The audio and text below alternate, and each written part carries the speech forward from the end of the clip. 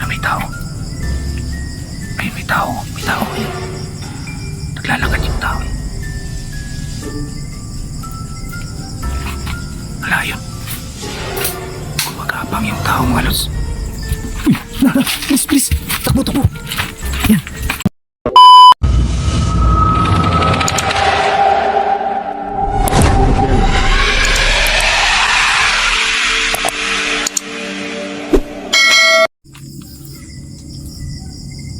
Gagawin namin ngayon mga lods, lalabas kami.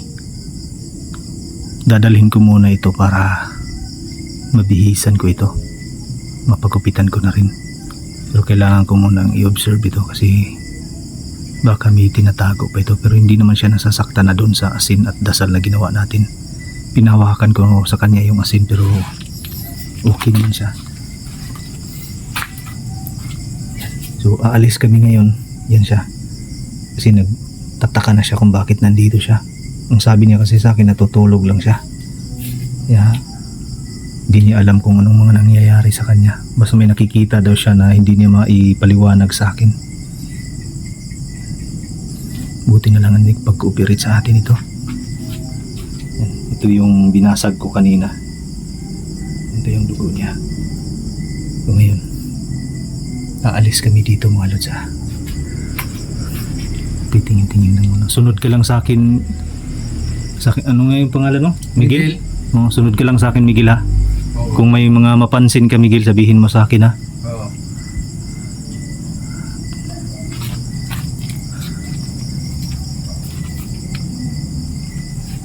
Dito kami dadaan ngayon. Ito eh, may hawak pa rin ako ng asin in case na la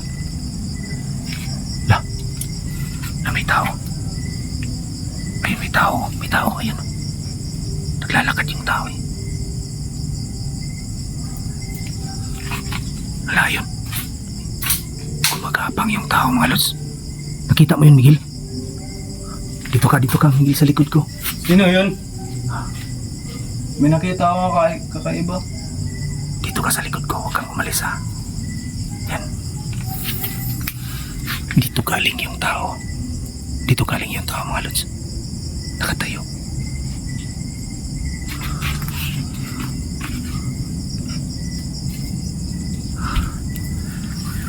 Diyan siya galing oh.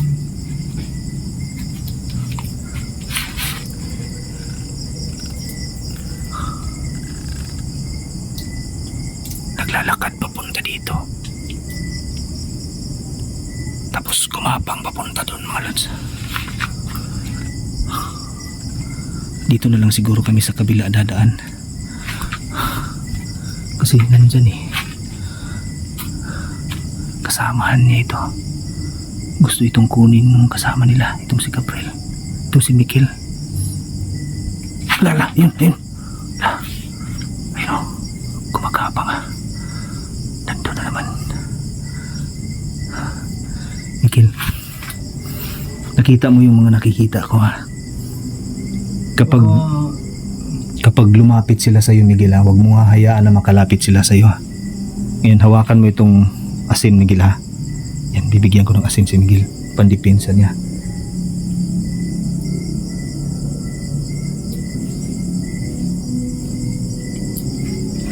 Nilagyan ko ng asin yung kamay ni Miguel para magamit niya.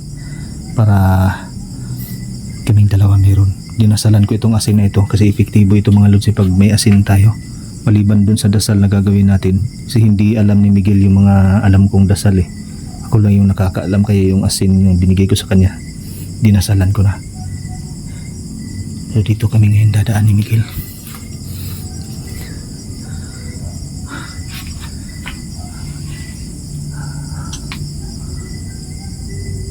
Talagang palipat-lipat yung nakita natin, gumagapang lang. Kailangan natin magdubling ingat ngayon. Dito tayo Miguel. La. Ayun na naman oh. Dito tayo Miguel, dali.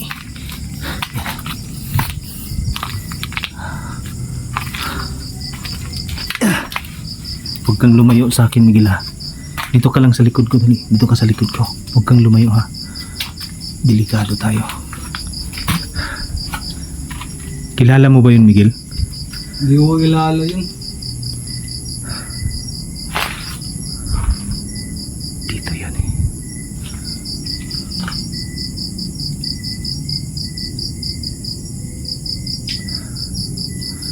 Tara, Miguel, dali. Halika dito, sumunod ka sa akin, Miguel.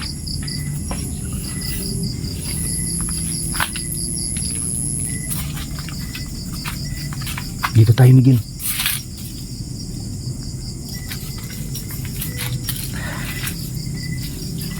Dito, Miguel, dali. Pag may napansin kang kakaibang, Miguel, sabihin mo kagad sa akin, ha? May nakita ako sa panaginip ko. Baka siya yun. Yung mga nakikita mo ngayon. Siguro. Hindi ko pa alam. Talagang sabi niya talaga sa akin, mga lods. Panaginip lang yung mga nasasaksihan niya at nakikita niya. Hindi na alam na totoo na yung nangyayari sa kanya eh. Panaginip lang sa kanya eh. Natutulog lang daw siya eh.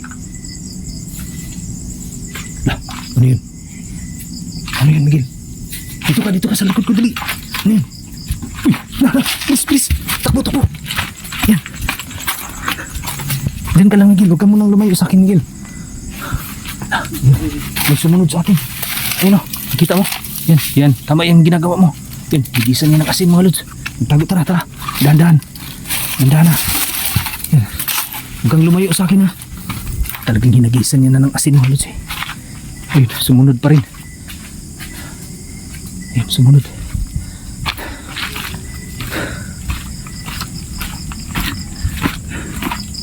Dito daan sa kabila, Miguel, dito sa kabila, dito daan, dito. Diyan ka lang muna, ha. Huwag ka munang lumayo. Talagang sinusundan kami, ha.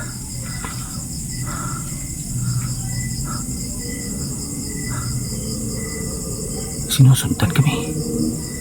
Gusto nilang kunin yung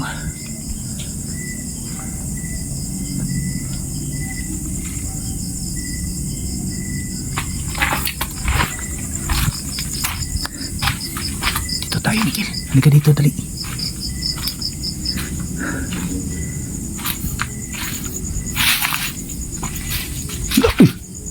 Ano yun? Dito muna tayo, Miguel.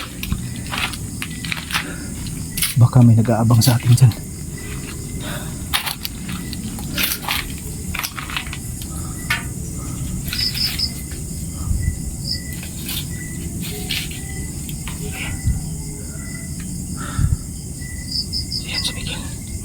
Yan, nakapaa mo na siya ngayon. Wala makang tsinilas eh. Bibigyan na natin ito ng tsinilas. Siya na mismo yung nagsaboy ng asin dun sa sumunod sa atin, mga lods eh.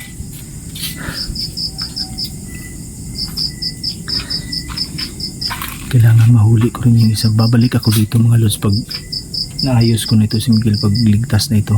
Kasi talagang hindi ito titigilan. Kukunin nila ito. Nakita niyo naman, hinabol tayo ng isa.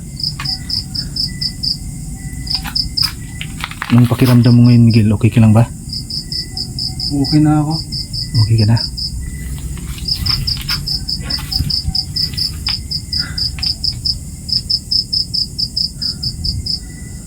Check lang muna natin yung paligid, ha. Delikado tayo kung basta-basta tayo lalabas.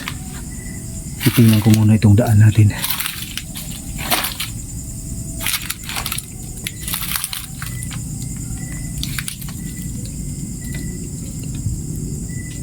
May naririnig na akong motor, mga lods. Papalapit. Sana malapit na tayo sa daan para may masakyan tayo.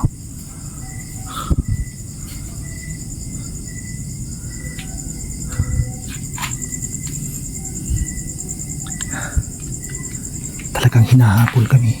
Palaging sinasabi sa atin ni Miguel na natutulog lang daw siya. Hindi niya alam talaga na totoo na itong nangyayari sa kanya. Eh, nakapaalam muna siya.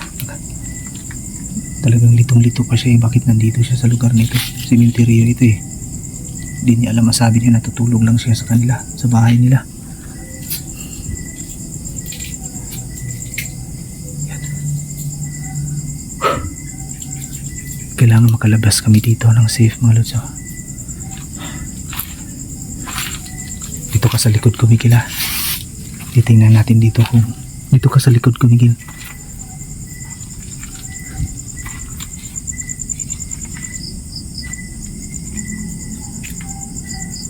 May motor. May kalsada na siguro dyan sa unahan, Miguel, ha? Para may masakyan tayo. Para mas mabilis tayo makaalis dito.